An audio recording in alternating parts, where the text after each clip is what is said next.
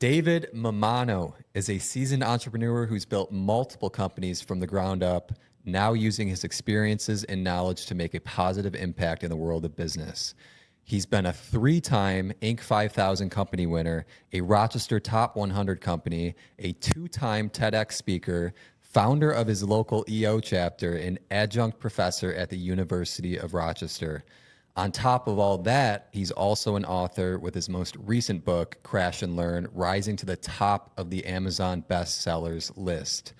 David, what do you not do, my friend? I don't belly dance yet. Okay, yet. Yet.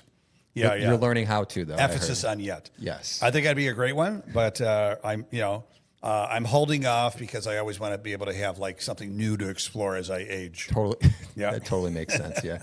Well, thank you so much for being here, man. I'm really excited. I was telling you before we started recording that I've been following you for a while on LinkedIn, and it seems like you know everyone in the city of Rochester. So, well, I love people.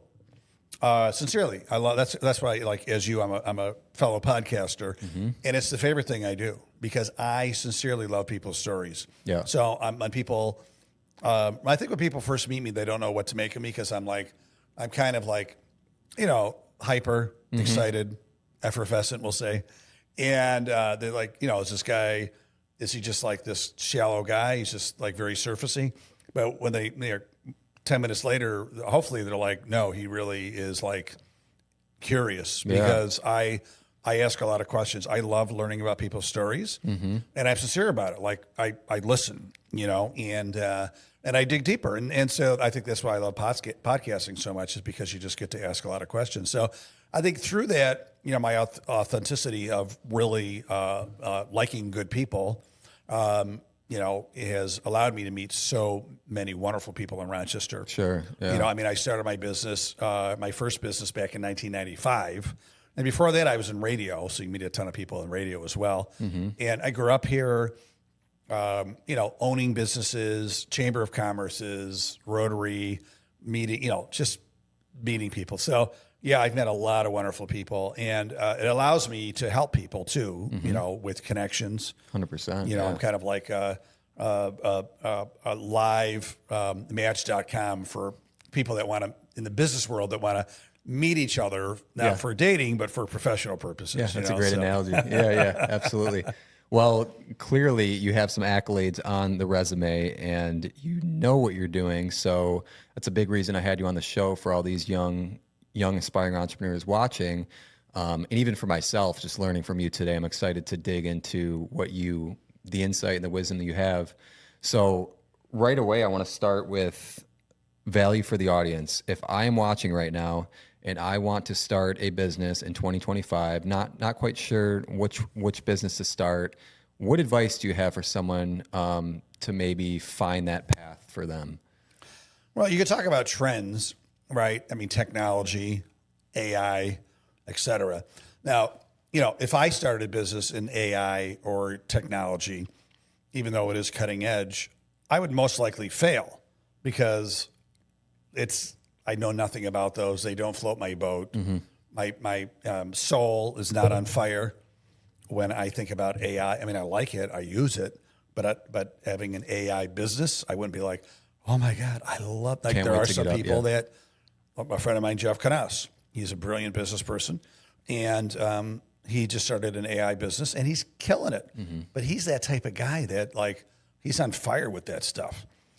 So I think it all goes back to answer your question is, think about like, where do the circles overlap? And the two circles are, your passions, right? Like what do you love doing anyway? And then the other circle has to be, what does the world need today that you can make money from? And where does those circles overlap? Yeah. So where passions equal profit, because, I just want to do something that I love. That's great. But you know what? If you're not making any money doing it, then it's a hobby. Yeah. It's a hobby. So, business, people say, money is evil. Not really. Like we need it. You own a business. Like it's the lifeline. It's the blood of our business. Yeah. The more money I make, the more money you make, the more people we can hire, more businesses we can help, the more charities we can donate to. We want to help out family members, friends. Like the more money we make, the more people we can help with our business and with altruistic strategies as well, right? Yeah. So money's not evil; it's just what you do with it. So you have to make money if you want your business to, even if you're a nonprofit, you still need money. Yeah. You're just kind of like putting the profit in different places, so you could use that word non, right? But so I would say, like, what do you love doing anyway, and how can you make money doing it in today's world? So for me, I love speaking, I love podcasting, I love hosting, and so that's what I'm doing. There's podcasting, opens up doors for speaking opportunities. So I get into a lot of businesses and events because I get known as a podcaster. Yeah. And then this is what I do. And then my shtick is, if you listen to my podcast, it is business oriented, but we're laughing a lot. Because as we talked about, I've done a lot of stand-up comedy. So now I kind of mix the chocolate and the peanut butter, if you will, if you know that Reese's commercial. And so I put funny back in business. So I teach businesses how to infuse humor and fun into the workplace to grow culture, leadership, sales, and more. I love it. But that's what I love doing. Yeah. Like I love humor, and I'm okay I talk a lot. So that's what I have decided to do in today's world. Yeah. And make money. Yeah, that's great insight. And I want to dig a little deeper on the passion thing because I talk about this a lot too. And my perspective on it, so I'll kind of give you a background on me. When I went to school for engineering and did a complete 180, left my job and decided I want to be an entrepreneur. Had no idea what it was going to be. Got my real estate license first, started doing that for a little bit, became an agent. COVID hits and agents can't solicit business anymore. There's all these rules and stuff. So I'm like, shit, I got to make money somehow. Start a little side hustle doing 3D virtual tours for agents when lockdown happens, which right place at the right time. This is how you were showing homes at the time. And I realized, wait a second, this side hustle could be a real business.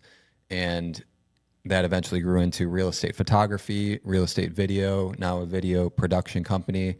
But the point I want to make here is I actually had no passion for photography when I started a photography business.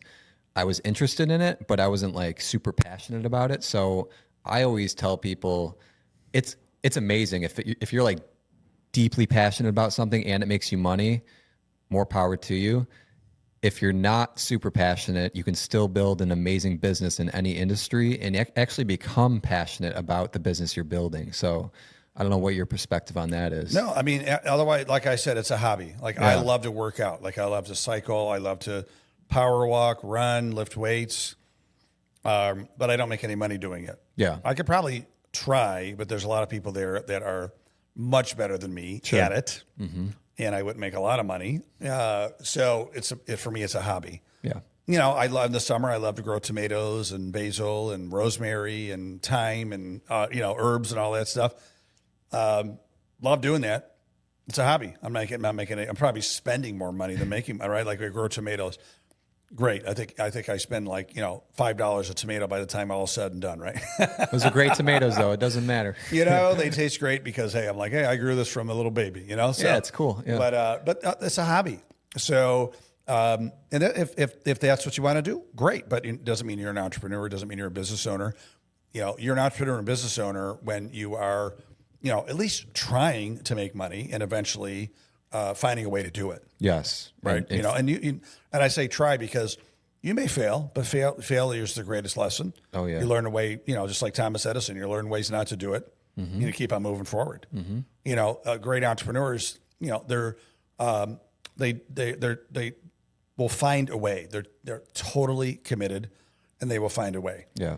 And that word pivot, sometimes you have to pivot, completely a different business model, but like you did, right? I mean, you went from being a real estate agent to, now you're doing, video photography. Yeah. So it's in the same category to some extent of real estate. But now you're even moving into more business stuff. Totally, you said, right? totally. So, yeah. So you didn't give up.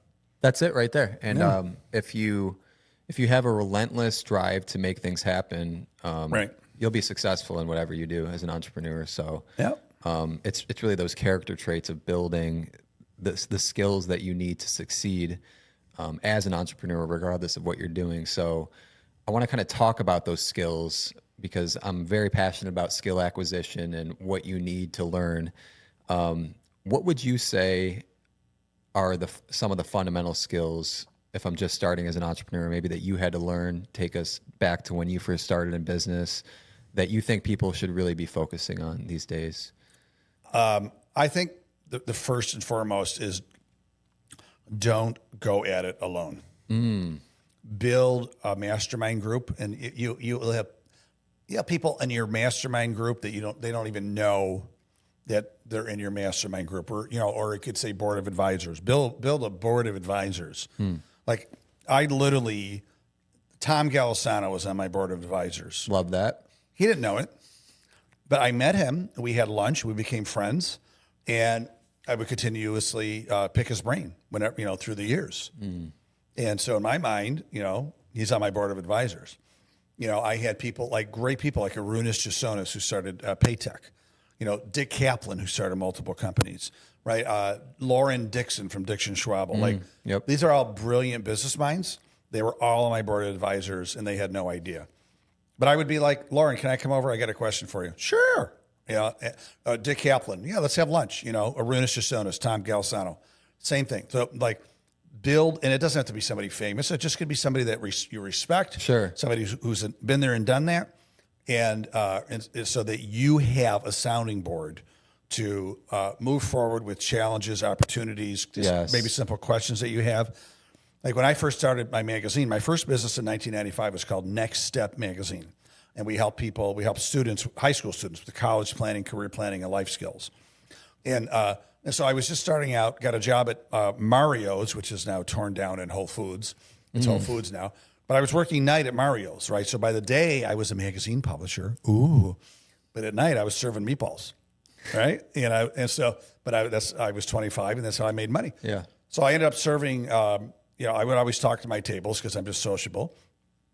I ended up getting Tom Golisano's executive assistant at my table.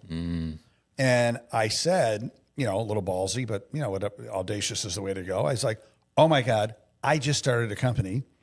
Do you think Tom Golisano would meet with me? Because I'd love to pick his brain. And she looked at me kind of like I was like a little sad puppy. And she was like, oh, Listen, buddy. Yeah. She was like, I don't think, she was nice, but she was like, I don't think so. I mean, he's really busy. He was still running Paychecks full time, CEO, all that. And I said, well, here's my brand new business card. And I handed it to her. I go, can you at least ask him and let me know? And she goes, I will do that.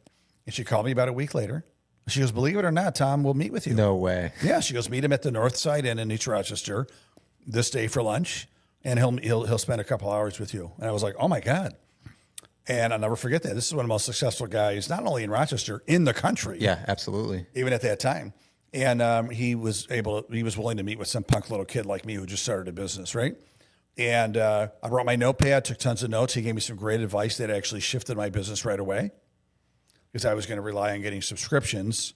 And he was like, why would you do that? Like high school students, they graduate all the time. Like you'll constantly be trying to get subscriptions. He's like, just give it away for free in bulk and sell the mass circulation for the advertisers. And I'm like, oh, yeah. And so right then and there, that changed the game. And I said, would you mind if I kept in touch with you? And he was like, no problem. So I did. Wow. And, he bought lunch. I still remind him of that. I'm like, you bought lunch? I appreciate that, And so, I've continued to keep in touch with him. And then even now I'm working at the Golisano Institute for Business and Entrepreneurship. I'm an entrepreneur in residence there, just helping out. And he's there, he just was there Wednesday. And, it's great to see him and catch up with him. And all these years later, we're still friends. That's incredible. But I was able to ask him advice. You shot your shot. That's what you did. Yeah. And a lot of times, hey, listen, when I was shooting my shot with the girls in high school, a lot of no's. Right? I looked like Screech. A lot of no's. And, but every now and then there was a yes. Yeah. So Wayne Gretzky, famous thing. You miss 100% of the shots you don't take, right? Yep. So I had a friend in my buddy, Mike Taramikin, in college. He wasn't ugly. He wasn't massively good looking. He was somewhere in between, right? But he would get a girl all the time. We'd go out and he'd always get a girl. I'm like, how do you do it? Because he wasn't like, George Clooney looks, right? And he's like, Dave, He goes, I just, throughout the night, I just kind of like ask out every girl, and he goes, my philosophy is if they say no, he's like, that's okay because, I didn't have a date with her before. If she says no, I still don't have a date with her. So I've lost I'm nothing. in the same place. Yeah. I've lost nothing. Yeah, What a great sales advice, right? Seriously, like, yeah. You don't have the sale now. You don't have the appointment now. And so if you ask and they say no, you're in the same exact place. Yeah, it's massive. You're in a better place, actually, because now you got to move on to the next one, right? So, but eventually he'd find somebody. He'd find a prospect. And, and then he'd work on closing the deal from there. So that's it. You literally just have to get over those first couple rejections, and then you almost become numb to it. You're like, this is fine. And you start to build your confidence. Once you get that first yes, then it's like, oh, I can do this. Yeah. Yeah. Yep. Yeah, definitely. I mean, public speaking, same thing. Another one. Doing comedy. First time I did public speaking, I did stand-up comedy in college. Okay. And talk about like, you don't only become like a more confident speaker, you just become more confident in life. Like you get more of a titanium spine where you have more confidence, like peer groups, peer pressure, speaking your mind in general. So the confidence in you get confident in one area, it's going to spread to other areas of your life. Absolutely. What is your number one tip for public speaking if you had to give someone? Speak something. You need to be credible. You need to speak about something that you freaking love because people will feel it. If I were to give you a talk on AI, or someone said, hey, Dave, we need a speaker at a conference. It's $10,000 we'll pay you. And you need to speak on the latest trends in AI. Would I do it for 10 grand? Be honest with you, I might try. But guess what? It would not be great because, I'm not a tech guy. I'm not. And I would do my research and I would try to make it exciting. But if people asked me questions and really tested my knowledge, it would probably be a fail.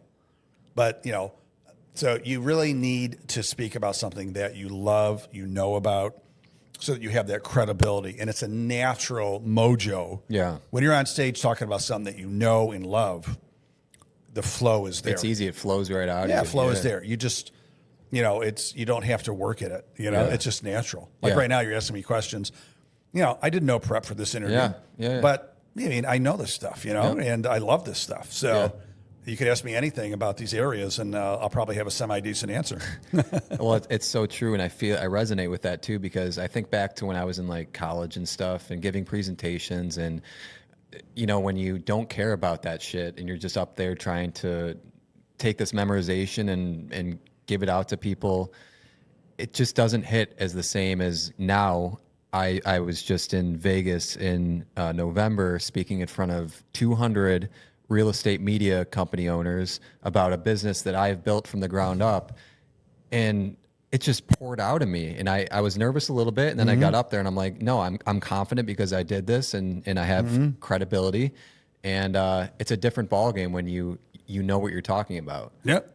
Yeah. No, I know a guy, he was CEO of a local engineering company in town here. And he was winning this big award. There was like hundreds of people there.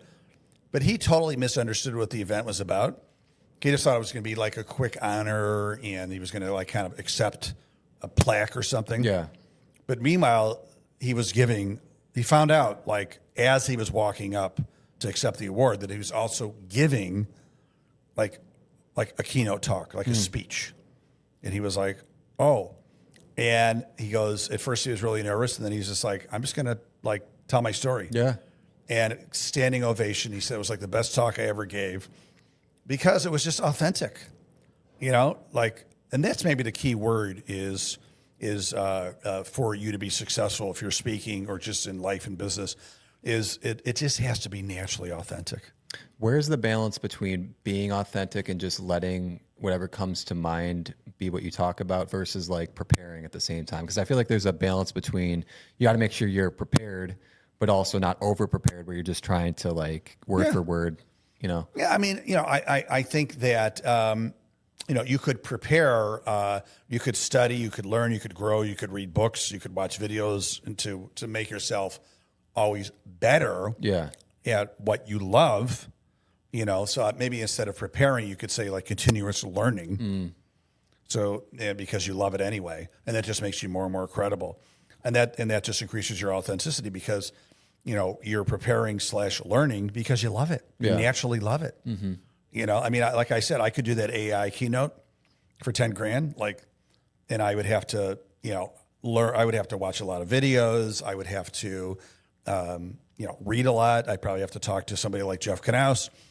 But at the end of the day, that's not authentic because I don't have a passion for AI. Right. I mean, I know it's coming and I'm going to use it. Yeah. But I don't get goosebumps when I talk about AI, So I was going to say, aren't you using AI to come up with jokes for you at this point? So no, true comedians don't do that. Come on. We're like someone said the other day that they found out that the average book, when someone buys a book, the average reader only reads 4 chapters. Really? So every book bought, it's the average length if someone will read that book is only 4 chapters. 4 chapters. I learned that. So right away I was like, well, my next book is only going to be 4 chapters. Right? I mean, AI can't come up with that, right? Yeah. So, you have to think of things that AI can't think of. Yeah. Right? And then I continued that joke. Speaking of books, do you know the shortest book ever? Do you know what the shortest book ever is? What? Famous Italian NBA basketball stars. Can you think of one? Ginobili. That's a pretty short book, right? Oh, I love it. So that maybe that's like 1 page book, right? Yeah. So yeah. So you just take it from there. Let's talk about leadership. I think this is a good topic. How do you become a great leader? I'll leave it at that. So I did a TEDx talk on leadership during COVID. We were supposed to go. It was TEDx Dubai, Oh, really? and we were supposed to go there. Is this through RIT? Yeah, it was RIT campus in Okay, Dubai. gotcha. So I went to RIT for Okay. engineering. Yep. Yeah. My son's going there right now All right. in engineering, mechanical engineering. I did industrial. Okay. Yep. Yep. So Dubai. It was RIT Dubai TEDx, and we were supposed to go. Of course, COVID hit, and they postponed it. And once they realized that COVID wasn't ending anytime soon, they made it virtual. Like if you lived in Dubai, they had a stage, or if you could make it to Dubai, they had a stage. But otherwise, everybody was virtual. So I did a TEDx virtual for Dubai, and it was on leadership. So funny you ask. Yeah. So in my opinion, the best leaders are selfless. The best leaders are leaders who lead with service to others, their team, their customers. They have an ego, but it's in their back pocket, right? And they start out with questions instead of like, you have a meeting with your reports. Most leaders will say, all right, here's what we need done. Here's the list, blah, blah, blah. Great leaders will start out the meeting with this question. How can I help you? What are you working on and how can I be of service? Whoa, what a question, That's right? servant mentality. Yeah. Because now what you're doing is you're empowering your people to own their role. Yeah. To put their fingerprint, on that project, on that job. And you're there, a good leader is the conductor in an orchestra, right? You're there to kind of I'm here to guide. Yeah. I'm not playing any instruments. Yeah. But I'm going to make everything come together and sound beautiful. That's a good analogy. Yeah. So another thing about leadership, I think too, is it's not about the leader. It's about the cause. So, service to others, but it's also about the cause. What is your cause? Like if you look at name a famous leader. Okay? And it doesn't have to be business. I mean, just name somebody who is like, maybe has a holiday named after them or somebody Let's do famous. Martin Luther King. Martin Luther King. Great one. I talked about him in my TEDx talk. Really? Okay. Like he died for his purpose.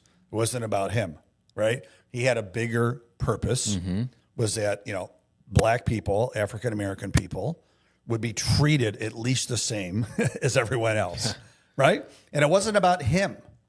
It was about his cause, right? It was about the vision that people were treated equally, not based on the color of their skin, but he said of the content of their character, right? So that was his mission. So what a great leader. He wasn't running for office. He wasn't trying to become a billionaire, a millionaire at the time, whatever, All the ones I talk about is, how about a great leader, Mother Teresa?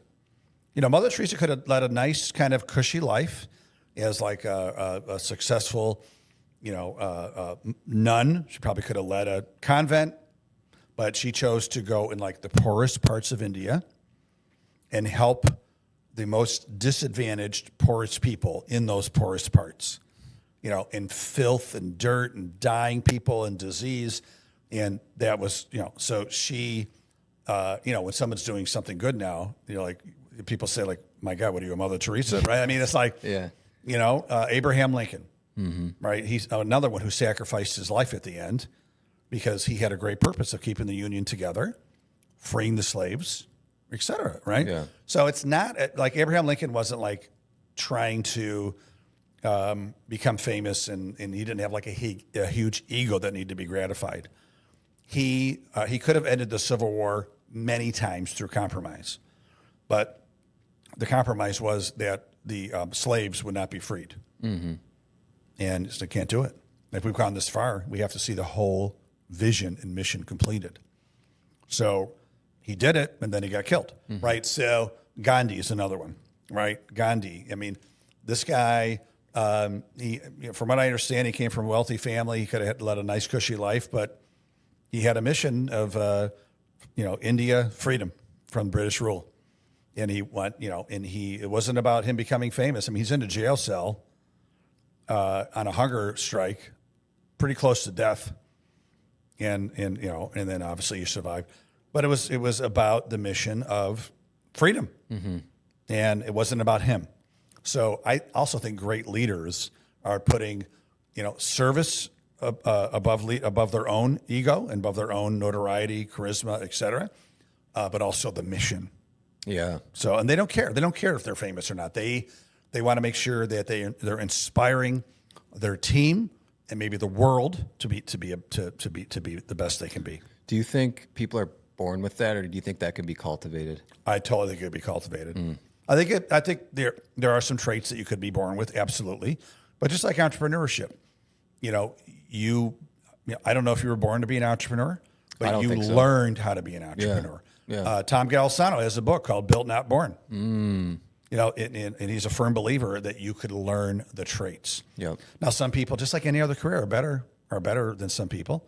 Maybe we have a little bit more natural an edge. Yeah. An edge. Just like some people are like, I could become an engineer. I won't be a good one. All right. I could have become a doctor. Probably wouldn't have been a good one. So I could build that for my career.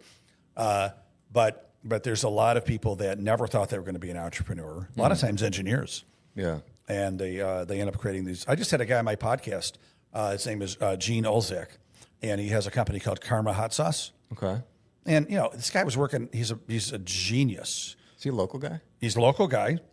You should have him on this podcast. I think I've heard of it. Yeah, I just had him on my podcast like 3 weeks ago. I would love that. Yeah. He's amazing. He worked on the Hubble telescope. The guy's like wicked beyond smart. And he started, just making his own hot sauce in his house. I think it was the garage or the basement. And started experimenting with different flavors. And I got something here. People like it. Started just selling it as a hobby almost, just on the side. Ended up getting on that hot show sauce on TV. Hot ones? Hot ones. Yeah. And he started like winning. He's like everybody who's the guy that's a real mean guy? Gordon Ramsay? Yeah. Like Gordon loved his sauce. He had Lady Gaga. He had all these famous people try his hot sauces and loved them. Bobby Flay. And now it's his business. 9 years later, he's like, this is his full-time gig. And he's doing really well. But he had no intention of being an entrepreneur. Yeah. It just kind of happened. But, he's a scientist, engineer guy, right? So yeah. We got to get him on for sure. Yeah. What is your opinion on college these days? Well, I come from that world, right? So my magazine for 20 years, we would help students with college and career planning. And that's why I'm so interested, because you were so deep in it. So I'll start off by saying, a very good friend of mine, he's got a PhD in college and career planning. His name is Jim Malone.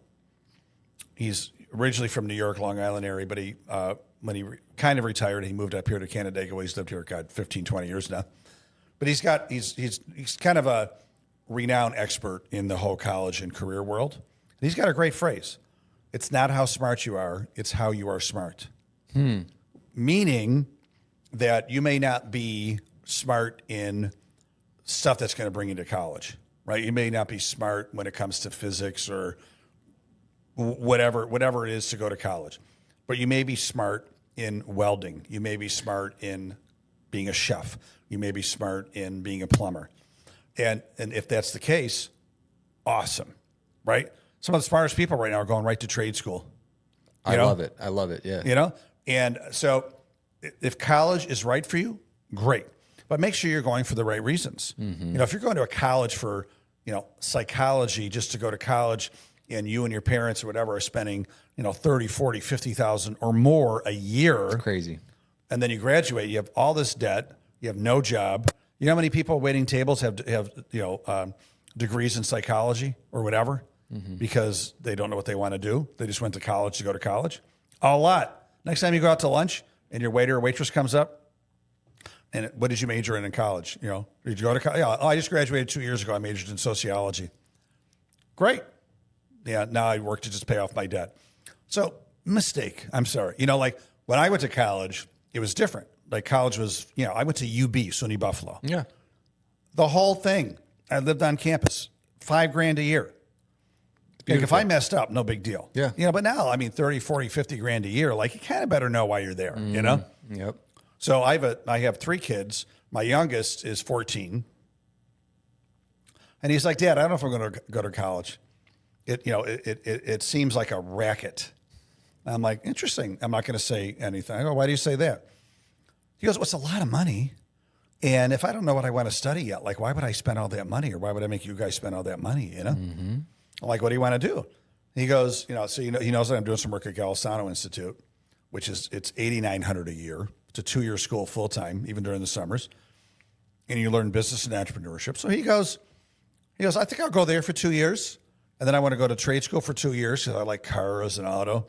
And then I just think I'm going to start my own business that is revolving around like the auto world, I'm like, I really can't argue with that. Smart kid. Yeah. I was, a few years ago, I met the dentist and my dental hygienist was talking about her son. She knew I was in the college planning business at the time. And she told me that she was disappointed with her son. And I said, why? She says, well, he's not going to college. And I'm like, okay, well, what's he going to do? Well, he got an apprenticeship at one of these electric companies. He wants to be an electrician. And I'm like, okay, tell me more. I go, does he really love that career? She, oh, yeah, he's really good with that stuff, and he wants to be an electrician. And I said, all right, so he's got an apprenticeship. So he's getting paid by this company to learn the trade. And she's like, yeah. I said, it seems to me like he's pretty damn smart because instead of paying to go to school, and after 4 years he owes, he's going to owe $50,000 to $100,000 of student loans, they're paying him to learn the trade. And if he doesn't make a fool of himself, they're probably going to hire him after the apprenticeship for, 40, 50 a year plus benefits. And at age, 19 or 20, instead of like going to college, wasting money, having debt in a few years, he's going to be making money and probably have a lot of money in the bank. I go, seems like a smart kid. Sweet deal. And because he loves it, right? Yeah, that's it. So, if he was a bum and, didn't know what he wanted to do, so he was just kind of like, I'll give this a shot, then I'd be like, all right, maybe he needs to do some more soul searching about his values and how do we relate that to a career, whatever it is. But now I go, your son's very smart. You should be proud of him. So I kind of turned her around. There you go. She felt a little bit better. Yeah. Well, I think that word you just said right there, that soul searching is what more graduates of high school need to take the time to do. And there needs to be less pressure, I think, from whoever it is, parents, family members that, and I think society is heading there like very quickly, especially with the internet and AI and everything. Like people are realizing college isn't the answer for everyone. Right. And that's okay. Yeah. Do I want my doctor to go to college? Yeah, absolutely. Do some people need to go to college? Absolutely. True. The person building the bridge, building the building, do I want them to go to college? Absolutely. Right. Like I don't want my industrial engineer to, learn kind of part-time online. Like, sure. I kind of want him to like know what he or she is doing, right? Unless that online education is so good, and maybe it gets to a point where it's college level. Yeah, it could be. You know? Absolutely. Yep. Yeah, but I think those people definitely need to go to college, right? Or some form of higher ed education, yes. right? So yeah. But not everybody. So, Yep. And I think the world is turning towards that, where like people are. I think, the younger generation is starting to question the ROI of college and universities. Yeah. And as we speak today, where are we here? We are in June of 2025. We're in June, right? Yeah, June 2025. Yeah.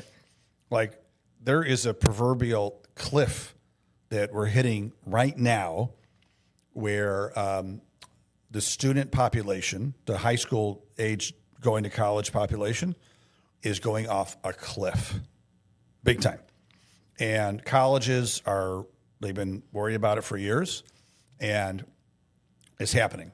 So there's just not as many bodies. Just not the population is not there to sustain all these colleges and universities. And with the current economic environment today, there's not, or I'll say political environment, I should say, it's harder and harder for international students to come here. I mean, you look at U of R and RIT, I gotta check my stats here, but last I knew they were 15 to 20% international students. Yeah. Paying full price. They pay full price, most of them. And so it's harder for them to get into the country to go to school. And there's less students here. So you're going to see a huge shift in the college market. It's funny you say this. I actually posted about it the other day. I read a statistic that traditional education, college, the industry is about an $850 billion industry. It is decreasing at a rate of, I think, 6% right now, which it's pretty massive for big numbers. Online e-learning education is a $250 billion industry. It's increasing at a rate of 20% year over year. Yeah. I don't know if you've heard of the platform Skool. Oh, yeah, sure. Yeah. So I just started a school community, the Real Power School community. Cool. Bringing all these entrepreneurs together. And this is where I'm so passionate about, is teaching real world education, real world business education. And I think it's the future. And I think what this company Skool is doing is we're going to look back and over the next decade and be like, wow, this was the shift. Yeah. Well, and if you look back, this whole phenomenon is really 50, 60 years old. Like everybody didn't go to college in the 40s and 50s. Most people didn't, right? But then all of a sudden it became like the thing to do. The government started guaranteeing student loans, blah, blah, blah. But, like you look, so my parents are born in the 40s.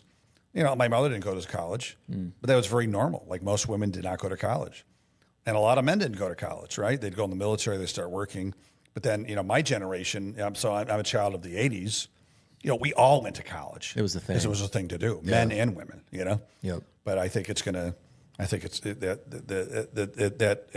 to be a major shift, as you're saying, for sure. It's moving in cycles. I mean, like everything else in culture too, like things go up and down, and which is okay. Yeah. I think everybody finds its place. Yeah. There's a great story about, radio used to be like the big media until TV came along. Right. And everybody in the radio world was like, oh no, the sky is falling on radio. This is, 50s, right? But then what happened was, TV took over like the shows, because radio used to have shows, right? You're too young to probably know, like Bob Hope or Milton Berle. Like though they had shows on the radio. Right. And then, so those shows shifted to TV because obviously you could be a better entertainer. And what did radio do? Well, radio shifted more towards music, political talk shows, things like that. So it changed very much, but it settled and found its place of relevancy. Yeah. And now in today's world, forget about it with satellite and podcasts and podcasting, baby. Yeah. I mean, radio is even smaller. It still serves a purpose. Radio's still in business. It's a different piece of the pie now, right? Yeah. So everything kind of shifts to find its relevancy. Magazines. I had a magazine for 20 years. Print. When I started Next Step in 1995, the internet was just getting started, right? The World Wide Web, and so print was still a thing. Everybody subscribed to magazines, right? business people would get like Inc. magazine, Success magazine, Forbes, Fortune, right? The Democrat Chronicle was thriving. We actually had an afternoon newspaper here in Rochester called the Times-Union, which I used to deliver. So print was still a thing. Obviously, that shifted big time. But are there still newspapers and magazines? Yeah, not as many. They're smaller, but they're more niche-y.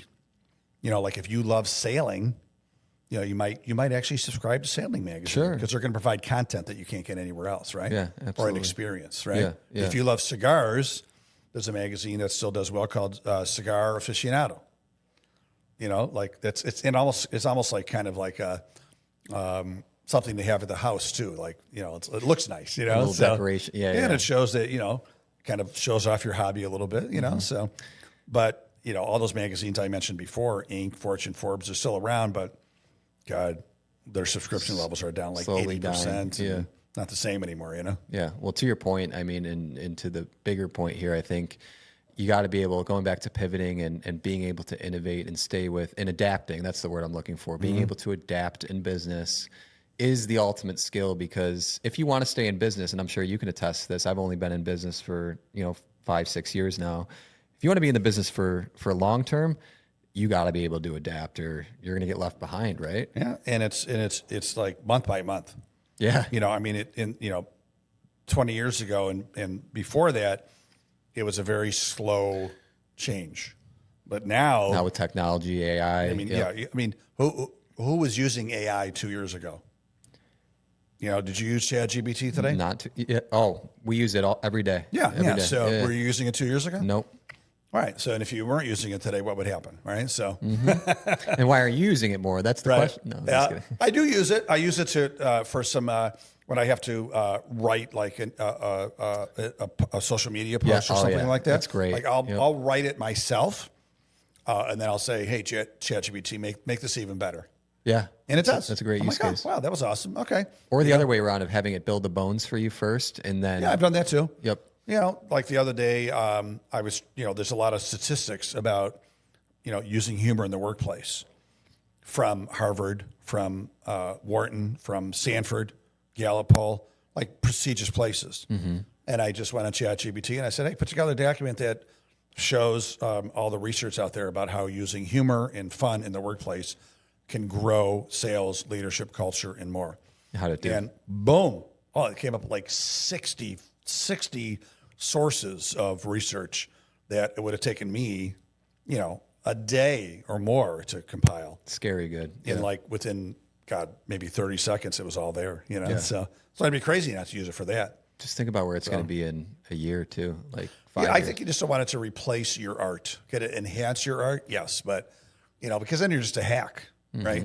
Like if I said, ChatGPT, write me a stand-up comedy show on business, and then I used that whole thing, I'm a hack, right? You're a puppet. Yeah. But so I want to help it make my art better. Yes. I think that's the best way to say it. Using it as a sparring partner, if you will. Right. Yeah. Yeah. Bring it to the top, so not to replace your creativity. That's it. Love it. This is great. So I kind of like to divide the show up into like tactical, practical business stuff, and then go more into like mindset, self-development stuff. As an entrepreneur how many years has it been for you now? Well, I think I'm at 30 years, right? Because I started in 1995. Yeah. So three decades of entrepreneurial experience. How do you keep your mind in a healthy place and keep yourself from going completely insane? And maybe you are insane, David. I don't know. Totally. Yeah. No, I'm definitely. It depends what level of crazy I am during a day, right? So, yes. No, for me, you have to instigate a lot of your wellness to make sure that you are stable, and the fact that you don't get depressed or anxious, right? So, I work out every morning. That's kind of like my non-negotiable, right? I definitely work out every morning, sometimes twice a day. I love to read. I love to do deep breathing. I love to do some journaling. I love to be around people. Like I need to be around people, Yep. you know? So I just do things I know that are going to bring me to my best. You know, when I'm feeling anxious, I'll do some deep breathing, and I mean, it works, you know? So Do you have a specific like breathing routine that you do? yeah, you know, with my, you know, attention span, it doesn't last too long, but you know, for 3 to 5 minutes, I will work on, you know, taking in a deep breath for like, you know, 4 or 5 seconds, holding it for 4 or 5 seconds, releasing it for 4 or 5 seconds, and then just repeating that process, you know, but that gets what's called, you know, have you heard of your vagus nerve? Yeah. Oh yeah. Yeah. So your vagus nerve literally runs through your brain and through like your whole digestive system, everything, you know, and it activates all the other nerves too. So when you're doing that, you're telling the vagus nerve that everything's going to be okay. You know, so you relax, you know, and it just kind of like brings down that anxiety. I love being outside for walks. Me too. There's a lot of research now that hearing birds, it activates your brain to relax itself, put it in a good place, because it's like an ancient thing. Like when people heard birds, they knew things were okay. That's funny because every time I hear birds in the morning or whatever, I just, oh, that's nice. Yeah. No, they did some research, and it goes back to the caveman days. But when you heard birds, you know, like you knew everything was okay. Yeah. So yeah, because when things are not good, birds take off, right? So yeah. Those are great. They're smart, right? Yeah. So yeah, being outside, fresh air, sun, oxygen. Yes. Staying active, social. You know, you said you're somewhat of an introvert. Yeah. But you know, pushing yourself to be with people, friends that you love and trust. Yep. I mean, I don't care how introverted you are. At the end of the day, we're social creatures. I mean, I love being social. I love having deep conversations like this. I think it drains my energy versus with you, right? It kind of brings you up. Yeah. So it's just knowing yourself in that regard. Yeah. But yeah, I crave being around people for sure. Yeah. Yeah. I mean, and that's like an ancient instinct. It's just, It's you know, we're at the end of the day, you know, we've always been part of a pack, part of a tribe, community. You know, so Yep. Those are great. I think another one, meditation, is what I focus on a lot these days. I've been doing red light therapy. I don't know. Oh, wow. Yeah, I've done that too. Yeah. Yeah, I did actually. A friend of mine locally, Craig Danahy, he owns a place called True, TRU, and True Wellness. And they have the red light therapy. They have the cold plunge. Yep, cold plunge. They have the grounding mat. They have all that stuff, which is like, I go there and just like, oh. Yeah. He has something called the superhuman protocol, where it's like this, you do this series of things in his place, you know, like the grounding mat, the cold plunge, the oxygen chamber. He's got the oxygen chambers there. He's got the cold plunge. Very cool. And you go through this whole cycle and you feel like, I bet. You feel like a superhero afterwards. What is the grounding mat? What is that? So when you probably know that when your bare feet are on the ground, not on cement, but on grass, dirt, like there's a magnetic force, magnetic field from the core of the earth that will travel through your feet throughout your whole body. So if you look into this, it's basically like a battery, right? It's giving you energy. So that's why it's called being grounded, right? Yeah. And today, you know, our ancestors were barefoot and they were on, you know, land all the time. We're on cement. We're wearing sneakers, shoes, very rare. So there's these things called grounding mats that simulate that, and you lay on it, and it's sending a very similar earthly magnetic pulse through your body that relaxes your body and gives you a very certain kind of energy that's very helpful. I'll have to try that. Yeah. Yeah, that's cool. Yeah. Craig Danahy, True Functional Health is the name of the company. He's right on University, not far from here. Yeah. We're blessed to have him here because not a lot of cities has everything that he has. He has all in one place. He has all these oxygen chambers, and it's everything from guys like you and me that just want to like be our best, but it's also people that have cancer, autism, etc., injuries, brain injuries. Yeah. It very helpful for all that too. Love Big that. time. Love that. Yeah. Very, very cool. Yeah, I'm always interested in anything that's gonna help the body as a whole, and it's one. It all works together, right? Yeah. Let's wrap up with this. I like asking this question to guests, and I think you'll have some good answers for it. If you could go back in time and tell your 20-year-old self a piece of advice, what would you tell 20-year-old David? Get rid of all the fear. Don't be afraid. Because it's just such a waste of energy and time.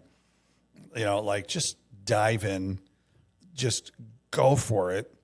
And again, failure is a learning process. It's okay. You're going to get back up and you're going to learn what to do and what not to do, and you're going to move forward to the next thing. And, it's part of life. It's part of the excitement and the joy of the journey. Yeah. Like I would tell him, like, take away all that fear and just even like dive in harder, go harder. Because, if you're not at the end of your life with like bumps and bruises and scars, like you haven't tried hard enough, I love right? that. Yeah. So we only live once and it goes fast. I had a great aunt, my Aunt Connie, my grandmother's sister. She passed away 2 years ago, but she lived to 106. Holy shit. And she was healthy, never sick. Her memory was better than yours and mine combined, 3 meals a day up until like the last 2 weeks when she knew it was her time. She told me she wasn't feeling well. She goes, I think this is it. 2 weeks later, she was gone. But she would tell me, like, oh my God, this went so fast. Like at 80, at 90, like how did I get here? Like life goes so fast. So I would also tell my 20-year-old, like, it goes by in a blink, and you don't want to be on your rocking chair with regrets, right? You want to be like, oh, and we just figured out that I've been an entrepreneur since 30 years. Like, I can't believe that. Like, I still remember you're 29, I was 25, and you were probably around the same age because you've been in business for a while. Yeah. I still remember going downtown to the county clerk's office getting my DBA. Like it was yesterday. I was so excited. Yeah. And I remember having a piece of paper saying like, oh my God, I'm CEO of my own company. I called my mother and she's like, what are you going to do? And I'm like, I got to buy a desk and a phone, So, but that seems like yesterday in like 30 years. I'm 56 now and I'm like, I'm knocking on the door of 60. I'm like, what? I still feel 28. And I still talk to my college buddies all the time and high school buddies. And it's like, it does not seem that long ago that we were graduating high school and college, That's what I hear from other people too. That as you age, you always feel like you're still young at heart. You never lose that. Yeah. Just don't hesitate if you really want. I mean, like you don't want to be reckless, but at the same time, if the only thing holding you back is fear, that's bull. Just go for it. Love but that. what's the saying? If it doesn't kill you, it makes you stronger. Yeah. So true. Yep. So give it a shot. David, this has been awesome, man. Thank you so much for being here. I'm honored. Thanks for having me. Yeah. You're doing great things. Congratulations for all your success too. As are you. And I was telling you, podcast buddies, we got to stick together. Absolutely. Yeah. Podcast brothers. Let's do it. Podcast brothers. There it is. Where can people connect with you, learn more about everything you're doing? Best way is davidmammano.com. All right. Own website. There we go. MAMMANO, David. I mean, you can email me, david@davidmammano.com. Mm-hmm. You can find me on LinkedIn and Facebook and all that stuff. I do LinkedIn every day and Facebook every day. I'm on Instagram. I don't do that much. I got to, like I said, I'm in my mid 50s. But I know I need to do more with Instagram and maybe even TikTok. But I do, as you saw, I'm very active on LinkedIn. Very active, I love LinkedIn. I make some great friends and connections, and definitely get some business from it too. So find me there as well. Great, awesome. I won't send you cheesy LinkedIn messages to sell you something. No promises on that, guys. Oh, and plug your comedy show coming up. Yeah, so thank you for that. It's a few months away here. It's October 9th. Comedy Carlson, 7:30. I think it's 7:30. Great place. Mm-hmm. Incredible comedy club. Yep. We're very lucky to have it. Legendary here in Rochester. Yeah, we're for a city our size, most cities even bigger don't have a club of this caliber. We're very lucky. As I said, Mark Ippolito and Todd Yugman doing a great job. So I'm there on October 9th, and it will be purely like, it's not a training. I'm not doing, teaching you how to infuse comedy or humor into your workplace. It's a stand-up comedy show. Just straight laughing. We're gonna have some fun. Yep. So yeah, you can go to their website. I think it's just comedycarlson.com. Something. Let's Google them. Yep. And it's $20. Come on. And I'm going to give I'm going to give a portion, probably at least 25% of the ticket sales to Make-A-Wish. Oh, that's amazing. Locally, that's one amazing. of the charities I help out locally. So, it's not going to be a moneymaker for me. It's just something fun to do. I love it. Yeah. Well, go support, guys. It's even better that he's doing it for a cause. And speaking of causes too, if you want to support the show, go pick up yourself a Real Power hat. 100% of the proceeds go to our family's foundation, the Tyler Putnam Foundation. And it would mean a ton to me if you got even a little bit of value out of this show over the course of 60-something episodes. Would mean a lot if you picked up a hat. So with that said, I hope you enjoyed this episode. Go check out everything David is doing, and I will see you guys in the next one. Take care.